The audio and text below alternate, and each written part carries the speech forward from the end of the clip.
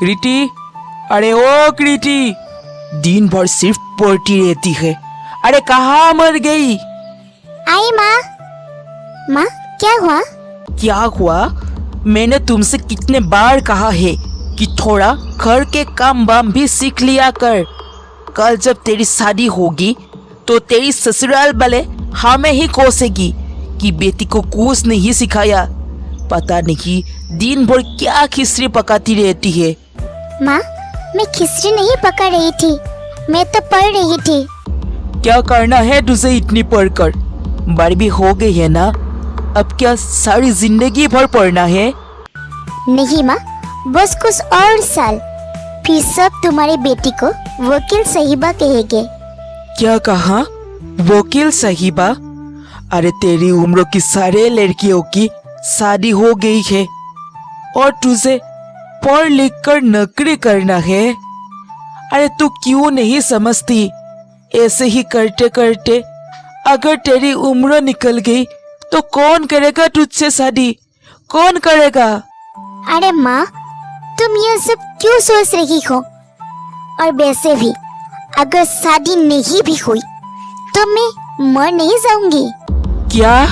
इतनी बड़ी बात? आने दे तेरी बाबूजी को, आज वो ही फैसला करेगी। इस लड़की का ना दिमाग खराब हो गया है।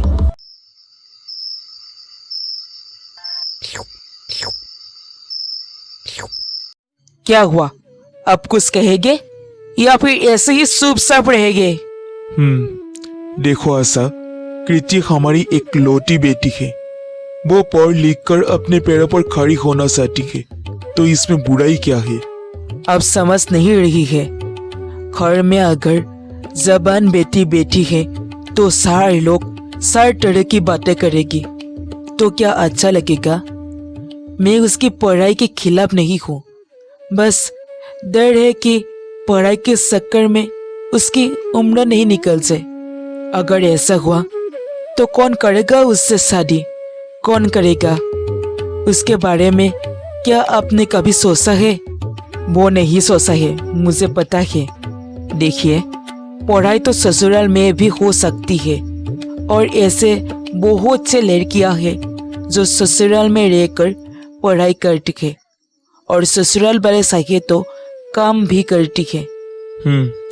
ये तो बात तुम सही कह रही हो। सुनिए, मैं क्या कहती हूँ। हमारे पड़ोस की गांव के एक अच्छा रिश्ता आया है।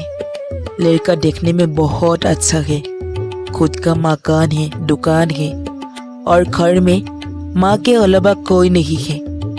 सोचिए, इतना अच्छा रिश्ता फिर कभी नहीं मिलेगा।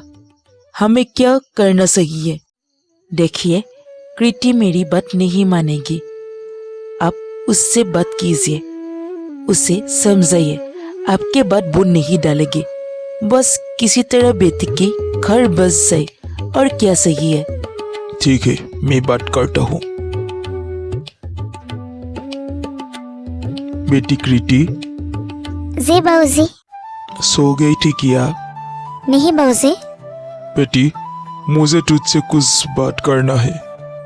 बाबूजी मैं जानती हूँ अब मुझसे क्या कहना चाहती है, मैंने सब सुन लिया है। देख बेटी, तेरी माँ बुरी नहीं है। वो जितना तुझ पर गुस्सा करती है, अंदर से उतना प्यार भी करती है। वो तो बस इतना चाहती है कि तुम्हारे घर बस जाए। तेरे जाने के बाद शायद मैं अपने आप को संभाल लूं, लेकिन पता नहीं तेरी माँ खुद को कैसे संभालेगी। बेटा, सिर्फ एक बात कहूँगा, जो भी फैसला करना सोच समझ कर करना।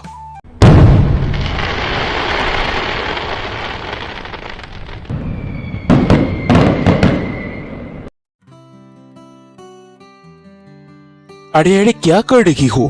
माँ ने कहा था कि पति भगवान का दूसरा रूप होता है और मैं अपने भगवान को प्रणाम कर रही हूँ। अच्छा, और माँ ने क्या कहा था? यूं ही कि अपने पति के बात हमेशा मानना। अच्छा, एक बात पूछना है।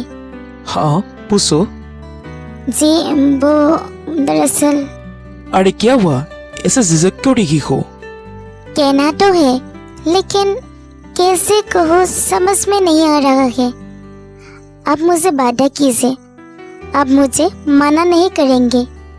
अरे कृति, आज हमारी शादी की पहली रात है, जो सही है मांगो, मैं मना नहीं करूंगी। मैं पढ़ना चाहती हूँ। क्या कहा तुमने?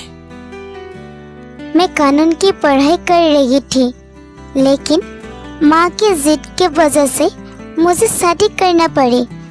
मैं अपनी पढ़ाई पूरी करना चाहती हूँ और आगे चल के वकालत करना चाहती हूँ।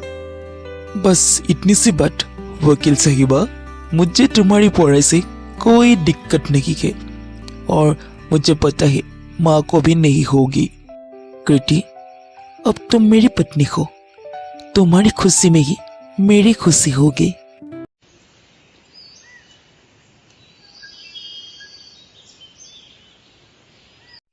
अरे क्या बताओ मंजू, तेरे बेटे की शादी में आना तो साथी थी, लेकिन नहीं आ पाई।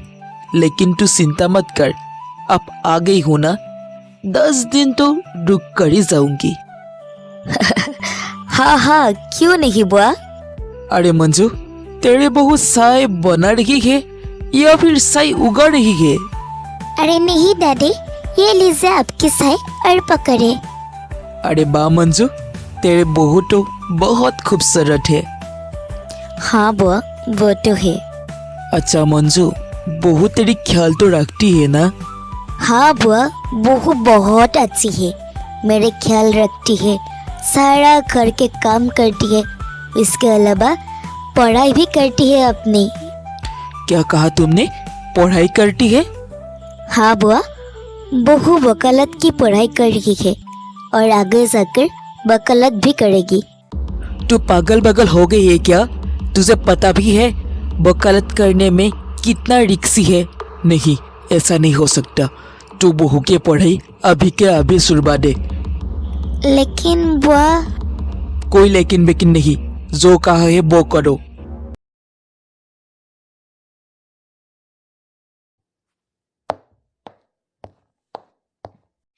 माँ, आपने बुलाया था? हाँ बेटा, बुआ ने कहा है बहू की पढ़ाई छुड़वा देना सही है, वकालत करने में बहुत रिस्क है। मैंने भी सोचा, मैं भी चाहती हूँ बहू अब नहीं पढ़ेगी।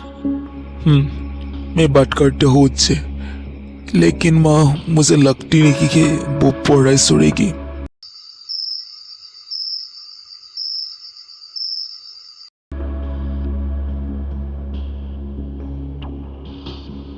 कृति, मुझे तुमसे कुछ बात करनी है। हाँ जी, बोलिए। दरअसल बात यह है कि मैं नहीं चाहता तुम आगे चल के पढ़ाई करो। क्या? ये आप क्या कह रही है? आपने सोचा भी कैसे कि मैं अपना पढ़ाई छोड़ दूंगी? आपको जो करना है वो कीजिए, लेकिन मैं अपनी पढ़ाई नहीं छोड़ूंगी।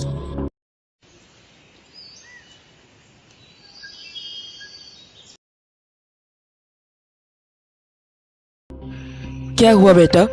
डॉक्टर ने क्या कहा? क्या कोई खुशखबरी है? नहीं माँ, कोई खुशखबरी नहीं है। दरअसल ज्यादा स्ट्रेस लेने की वजह से कृति बेहोश हो गई और क्या? और डॉक्टर ने यह भी कहा है कि अगर कृति ने ऐसे ही ज्यादा स्ट्रेस लेती रहेगी तो वो कभी माँ नहीं बन सकती। क्या? ये तुम क्या कह रही हो?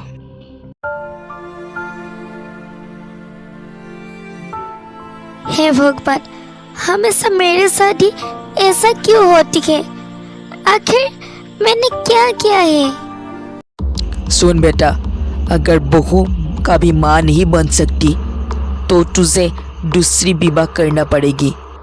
लेकिन माँ, कृति मुझे दूसरी शादी नहीं करने देगी। इसके लिए तो बस कृति को रास्ते से हटाना होगा। तू फिक्र मत कर, जो करना है मैं करूंगी। उसके बाद मंजू एक कप चाय में जहर मिलाकर कृति के लिए ले गया। अरे बेटा, कैसे हो तुम? ये लो, ये सब पी लो। नहीं माँ, मुझे कुछ अच्छा नहीं लग रहा है, अभी नहीं पीना। अरे बेटा, ऐसे करेगा तो कैसे चलेगा? बहुत कमजोर हो गई है तू। चलो पी लो पी लो। उसके बाद कृति ने चाय पीकर अपने दम तोड़ ली।